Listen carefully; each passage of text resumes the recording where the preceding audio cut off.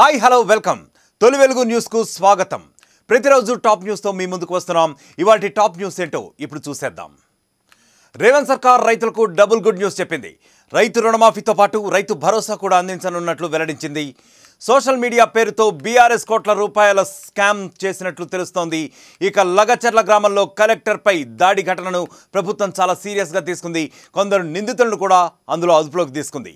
వీటితో పాటు ఉన్న మెయిన్ వార్తల డీటెయిల్స్లోకి వెళ్దాం. ఇప్పుడు రైతులకు రేవంత్ సర్కార్ గుడ్ న్యూస్ చెప్పింది. రుణమాఫీతో పాటు త్వరలో రైతు భరోసా కూడా అందించనున్నట్లు డబుల్ గిఫ్ట్ను అందించింది. త్వరలోనే మరో 13,000 కోట్ల రూపాయల విడుదలకు ప్రభుత్వం సర్వం సిద్ధం చేసింది. ప్రజా విజయోత్సవాల్లో ఎకరం నుంచి రైతు భరోసాను ప్రారంభించనున్నట్లు రేవంత్ వెల్లడించారు. డిసెంబర్ చివరి నాటికి రైతు భరోసా పూర్తి చేయాలని సీఎం రేవంత్ అధికారులను ఆదేశించారు. అంతేకాకుండా పథకం అమలుపై కూడా అధికారులకు ముఖ్యమంత్రి పలు సూచనలు చేశారు. బీఆర్ఎస్ హయాంలో జరిగిన అవకతవకలు రిపీట్ కావద్దని వారికి హెచ్చరించారు. రైతు భరోసా పథకాన్ని 45 రోజుల్లో పూర్తి చేయాలన్న సీఎం రేవంత్ సుమారు 7,000 కోట్ల రూపాయలు రైతు ఖాతాల్లో జమ చేయాలని చెప్పారు. రుణమాఫీపై ప్రభుత్వం మాట ఇచ్చి తప్పిందంటూ విమర్శించారు మాజీ మంత్రి హరీష్ రావు. దేవుళ్లపై ఒట్టేసి 15 ఆగస్టు లోపు సంపూర్ణ రుణమాఫీ చేస్తానని చెప్పిన సీఎం ఆ తర్వాత ఆ విషయమే మర్చిపోయారని ఎద్దేవా చేశారు. రేవంత్ చేసిన పాపం ప్రజలకు శాపం కావద్దని, వేములవాడ రాజన్నకు తాను మొక్కుకున్నానని తెలిపారు. ఇక పంటలకు మద్దతు ధర రాక అకాల వర్షాలతో ప్రజలు ఇబ్బందులు పడుతున్నారని హరీష్ రావు తెలిపారు. మద్దతు ధర రాకపోవడంతో రైతులు తమ పంటను దళారులకు అమ్ముకోవాల్సి వస్తుందని ఆవేదన వ్యక్తం చేశారు హరీష్ రావు. ఇక బీఆర్ఎస్ హయాంలో జరిగిన అక్రమాలను ఒక్కొక్కటిగా బయటకు వస్తున్నాయి. దొంగ బిల్లులతో పాటు కోట్ల రూపాయల నిధులు దుర్వినియోగం చేశారంటూ తాజాగా ఒక విషయం బయటకు పొక్కింది. దీనిపై ఫోకస్ పెట్టిన ప్రస్తుత సర్కార్ ఆ దిశగా ఆరా తీస్తున్నట్లు కూడా తెలుస్తోంది. డిజిటల్ మీడియా పేరుతో ప్రభుత్వ పథకాలను ప్రచారం చేస్తున్నామంటూ గత సర్కారు కోట్ల రూపాయల నిధులను మింగేసినట్లు అధికారులు గుర్తించినట్లు సమాచారం. ఈ నిధుల దుర్వినియోగంపై విచారణకు రాష్ట్ర ప్రభుత్వం ఆదేశించినట్లుగా కూడా తెలుస్తోంది. అసెంబ్లీ ఎన్నికలు సమీపిస్తున్న సమయంలో గత ఏడాది మే 22న నాటి సర్కారు 15 కోట్ల రూపాయలను విడుదల చేసింది. అయితే ఈ నిధులను ఇష్టారీతిన ఖర్చు చేయడంతో పాటు తప్పుడు బిల్లులు కూడా సమర్పించినట్లు తాజాగా అధికారులు గుర్తించారు. ఇక వికారాబాద్ జిల్లా కలెక్టర్ దాడిపై ఘటనను ప్రభుత్వం చాలా సీరియస్గా తీసుకుంది. దాడి ఘటనపై స్వయంగా సీఎం రేవంత్ రెడ్డి ఆరా తీశారు. రిపోర్టు ఇవ్వాలని సీఎస్ డీజీపీలకు ఆదేశాలు జారీ చేశారు. దీంతో రంగంలోకి దిగిన అధికారులపై దాడికి ఉసిగొల్పింది ఎవరనే కోణంలో దర్యాప్తును ప్రారంభించారు. అనంతరం పలువురు నిందితులను కూడా అదుపులోకి తీసుకున్నారు. ఈ విషయంలో ఇక కొడంగల్ పరిసర ప్రాంతాల్లో ఎలాంటి అవాంఛనీయ సంఘటనలు జరగకుండా ముందస్తుగా ఇంటర్నెట్ను నిలిపివేశారు. దుద్వాల, బొమ్రాస్పేట, కొడంగల్ మండలాల్లో ఇంటర్నెట్ సేవలను ఇప్పటికే బంద్ చేశారు. ఇక లగచర్ల ఘటనను కాంగ్రెస్ నేతలు తీవ్రంగా ఖండించారు. గతంలో కూడా కలెక్టర్లు, అధికారులు ప్రజాభిప్రాయం సేకరించేవారని ఎంపీ చామల కిరణ్ రెడ్డి గుర్తుకు చేశారు. ప్రభుత్వ కార్యక్రమాలకు అడ్డం పడితే చూస్తూ ఊరుకోమంటూ ఆయన హెచ్చరించారు కూడా. ఇక బీఆర్ఎస్ నేత సురేష్ దాడికి కారణమని పరిగి ఎమ్మెల్యే రామ్మోహన్ రెడ్డి ఆరోపించారు. అధికారులను ఉద్దేశపూర్వకంగా తమ గ్రామంలోకి తీసుకెళ్లి దాడి చేశారని కూడా మండిపడ్డారు. కలెక్టర్, అధికారులపై దాడి చేసిన వారిపై కఠిన చర్యలను తీసుకోవాలని కోరారు ఎమ్మెల్యే రామ్మోహన్ రెడ్డి. నిన్న వికారాబాద్ జిల్లా కొడంగల్ నియోజకవర్గం దుద్యాల మండలంలో జరిగినటువంటి దాడి ఏదైతుందో గతంలో కూడా కలెక్టర్లు, ఆర్డీఓలు, రెవెన్యూ అధికారులు తెలంగాణలో 10 సంవత్సరాలు బీఆర్ఎస్ ప్రభుత్వంలో ఉన్నప్పుడు కూడా ఎన్నో కార్యక్రమాలకు ఊర్లలో వెళ్లి ఈ యొక్క పబ్లిక్ గ్రీవెన్సెస్ మీటింగ్స్ పెట్టేవాళ్ళు. కానీ నిన్న జరిగినటువంటి ఇన్సిడెంట్ చాలా దారుణం. ప్రజాస్వామ్యంలో ఒక బ్యూరోక్రాట్ అంటే అడ్మినిస్ట్రేటివ్ గా ఉన్నటువంటి ఒక కలెక్టర్ స్థాయి అధికారినే అటాక్ చేయడం అనేది మనము డెఫినెట్ గా ఈ ప్రజాస్వామ్యం ఎటుపోతుందని ఆలోచించాలి. 10 ఏళ్ల పాలన పోయిన తర్వాత బీఆర్ఎస్ కి ఏ విధంగానైనా కాంగ్రెస్ ప్రభుత్వం చేస్తున్నటువంటి మంచి పనులను అడ్డుకోవాలని ప్రయత్నం క్లియర్ గా కనపడుతుంది. ఫార్మా సిటీ కోసం అని చెప్పి, అంటే ఫార్మా కంపెనీలు ఏర్పాటు కోసం అని చెప్పి అక్కడ పబ్లిక్ గ్రీవియన్సెస్ ని ఏర్పాటు చేసి పబ్లిక్ ఒపీనియన్ తీసుకునే ప్రయత్నం చేస్తున్న సమయంలో ఏదన్నుంటే చర్చ చేయాలి. కానీ నిన్న మనం చూసినట్టయితే ఆ యొక్క దాడిని ప్రోత్సహించిన వారందరూ కూడా బీఆర్ఎస్ కార్యకర్తలుగా మనం నిన్న గమనించినాం.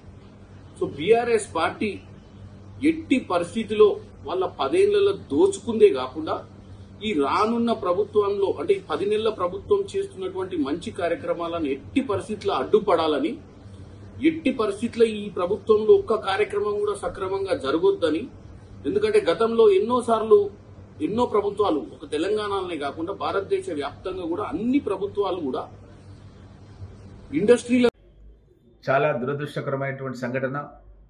మన గౌరవ ముఖ్యమంత్రి రేవంత్ రెడ్డి గారు ప్రాతినిధ్యం వహిస్తున్నటువంటి కొడంగల్ నియోజకవర్గం దుద్యాల్ మండలం లగచర్ల గ్రామం లోపల మన గౌరవ కలెక్టర్ గారు ప్రతీక్ జైన్ గారు ఒక ఇండస్ట్రియల్ కారిడార్ ఏర్పాటు చేయడానికి ప్రజాభిప్రాయ సేకరణ చేయడానికని గ్రామస్తులతో మాట్లాడడానికని వస్తే అక్కడ ఉన్నటువంటి బీఆర్ఎస్ యూత్ లీడర్ బేగమోని సురేష్, అతను మండల్ యూత్ ప్రెసిడెంట్ బీఆర్ఎస్, అతను ఉద్దేశపూర్వకంగా కలెక్టర్ని తప్పుదోవ పట్టించి ఎక్కడైతే మూకుమ్మడిగా దాడి చేయాలనే ఉద్దేశంతో కలెక్టర్తో పాటు అధికారులందరినీ కూడా ఎక్కడైతే పబ్లిక్ హియరింగ్ చేయాలనో అక్కడ కాకుండా వేరే ప్రదేశానికి రమ్మని రిక్వెస్ట్ చేస్తే కలెక్టర్ గారు ఒక మంచి మనసున్నటువంటి వ్యక్తి, తాను ప్రజల దగ్గరికి వెళ్ళాలి వినాలి అని అక్కడికి వెళ్ళినప్పుడు మూకుమ్మడిగా దాడి చేయడం అనేది చాలా బాధాకరం. ఎందుకంటే ఇతను బీఆర్ఎస్ యూత్ ప్రెసిడెంట్ కాబట్టి ఇతనికి బీఆర్ఎస్ నాయకులకు గట్టి సంబంధాలు ఉన్నాయి.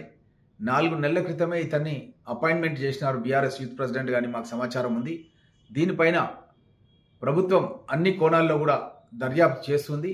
ఎవరైతే ఉద్దేశపూర్వకంగా అధికారులపైన దాడి చేసిర్రో వాళ్ళపైన కఠిన చర్యలు తీసుకోవాలని నేను ప్రభుత్వం దృష్టికి తీసుకొస్తున్నాను.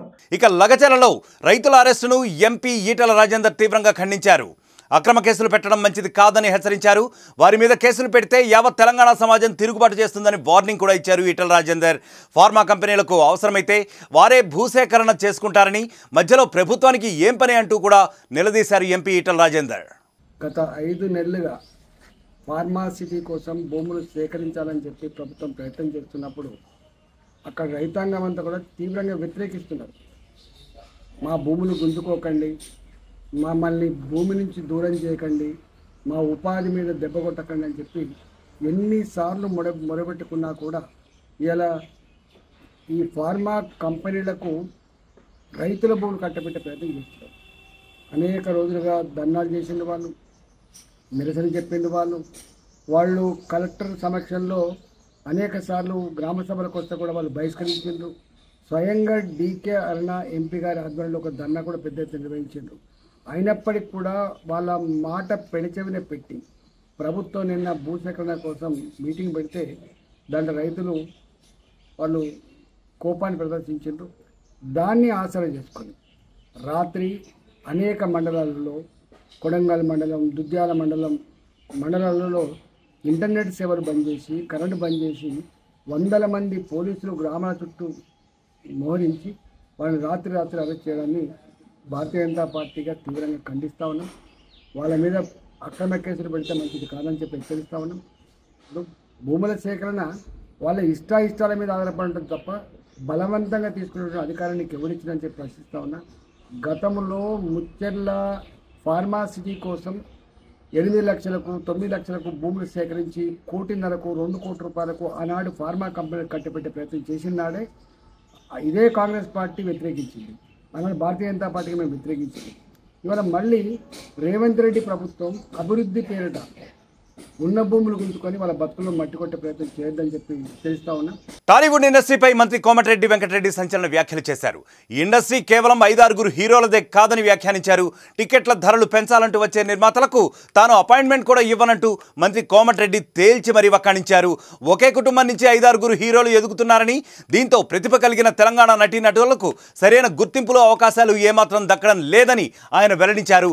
అటు చిత్రపురి కాలనీలో చాలా మంది బయట వ్యక్తులు ఉండటంతో కొత్తగా నిర్మించే ప్లాట్లకు రిజిస్ట్రేషన్లు ఆపివేసినట్లు కూడా ఆయన తెలిపారు. కోమటిరెడ్డి వెంకటరెడ్డి ప్రముఖ యాక్టర్ పేరు మీద అప్పటి కాంగ్రెస్ ప్రభుత్వం సినిమా ఇండస్ట్రీలో ముఖ్యంగా జూనియర్ ఆర్టిస్టులు కానీ చిన్న యాక్టింగ్ చేసుకునే వాళ్ళ కోసం, పేదవాళ్ళ కోసం, క్యారెక్టర్ ఆర్టిస్టుల కోసం, వారి కోసం కేటాయించడం జరిగింది. పెద్ద హీరోల కోసం అది అన్నపూర్ణ స్టూడియో కానివ్వండి, పద్మాలయ కానివ్వండి, రామాయణుడు కానివ్వండి, అలాంటి వారి కోసం పెద్ద ప్లేస్లో ఇవ్వడం జరిగింది. కానీ చిత్రపురి లేఅవుట్ అనేది వృత్తి మీద ఆధారపడ్డ వాళ్ళ కోసం. అందుకనే నేను మినిస్టర్ అయిన 3rd day 1st 2nd day national highways roads మీద రివ్యూ చేసుకుంటూ 3rd డేనే దీని మీద రివ్యూ చేసి ఆఫీసర్స్కు ఇన్స్ట్రక్షన్ ఇవ్వడం జరిగింది. ఫస్ట్ రిజిస్ట్రేషన్ అన్ని ఆపేయండి. తర్వాత నేను తెలంగాణ ఫిలిం ఛాంబర్ వాళ్ళతో మాట్లాడిన తర్వాత దాంట్లో ఎంతమంది అర్హులు ఉన్నారు, ఎంతమంది సినిమా ఇండస్ట్రీకి సంబంధం లేని వారు ఉన్నారు, అవన్నీ చూసిన తర్వాత అవసరమైతే అనర్హులు ఉంటే వాళ్ళని రిజిస్ట్రేషన్ కూడా క్యాన్సిల్ చేసి మన తెలంగాణ ఆర్టిస్టులకు ఇవ్వాలని అది నా టార్గెట్గా ఉండే. సీఎం రేవంత్ రెడ్డిపై బీఆర్ఎస్ వర్కింగ్ ప్రెసిడెంట్ ఆగ్రహం వ్యక్తం చేశారు. తెలంగాణలో రేవంత్ రెడ్డి ఆర్ఆర్ ట్యాక్స్ వసూలు చేస్తున్నారంటూ మండిపడ్డారు. స్వయంగా ప్రధాని కూడా ఆర్ఆర్ ట్యాక్స్ వసూలు విషయాన్ని ప్రస్తావించారని గుర్తు చేశారు. అంతేకాకుండా కేబినెట్ నిర్ణయాలు తీసుకునే మంత్రులకు కూడా కాంట్రాక్టులు ఇస్తున్నారని కేటీఆర్, అసలు మంత్రులకు కాంట్రాక్టులు కట్టబెడుతుంటే కేంద్రం ఏం చేస్తోందని కూడా ప్రశ్నించారు మాజీ మంత్రి కేటీఆర్. प्रधानमंत्री जी कह रहे थे पार्लियामेंट इलेक्शन के दौरान कि आरआर टैक्स वसूल होता है। मैं पूछना चाहता हूं प्रधानमंत्री जी से, जब आपको पता है कि ऐसी एक इलीगल टैक्स कांग्रेस पार्टी की एटीएम तेलंगाना से आज जोरों शोर से चल रहा है, ऐसे काम, गलत काम, तो आप क्यों नहीं आपकी गवर्नमेंट एक्शन लेती है?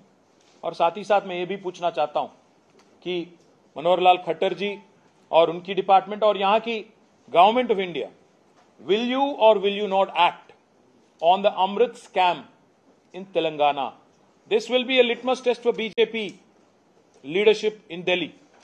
आप जो भी कहते हो, इस बात में अगर आप विश्वास रखते हो कि कांग्रेस ने एटीएम बना लिया तेलंगाना को और बहुत ऐसे ही चीज आरआर टैक्स, अगर इस बात में सच्चाई है कि आप मानते हो इसमें सच्चाई है, तो आप तहकीकात शुरू करो, जांच शुरू करो, कैंसिल करो, रद्द करो।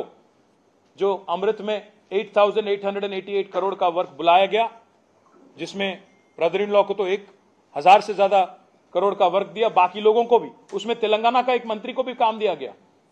तेलंगाना का रेवेन्यू मिनिस्टर है श्रीनिवास रेड्डी, उसके कंपनी को भी काम मिला इसमें अमृत में।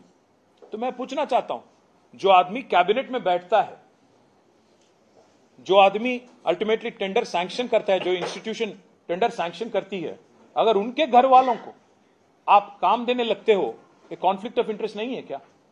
ये ब्रीच ऑफ आर्टिकल 191 नहीं है क्या? Office of profit clause attract नहीं होता है क्या?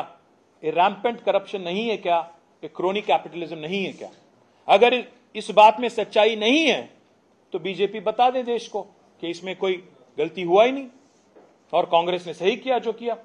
अगर इस बात में सच्चाई है तो जांच शुरू करो और जिन जिन पे एक्शन लेना है एक्शन लो और दुनिया को बता दो कि यू मीन बिजनेस।